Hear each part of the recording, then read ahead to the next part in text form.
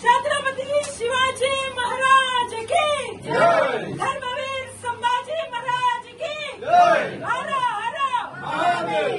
मराठी माणसांना एकत्र घेऊन राज्यात शिवरायांच्या विचाराचे राज्य स्थापन व्हावं, माजी आमदार वैभव नाईक यांचे साकडे।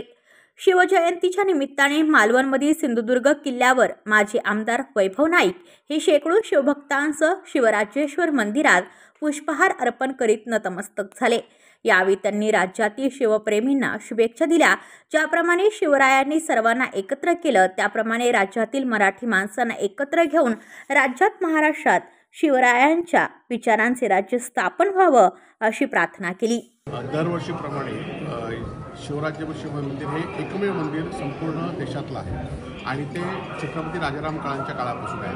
अनेक वर्ष इथले सतपाळ आहे, इथले सर्व कुटुंबीय आहेत, हे सगळं या ठिकाणी दरवर्षी वेगवेगळे उपक्रम करत असतात आणि हे ऐतिहासिक काळापासून सुरू आहे।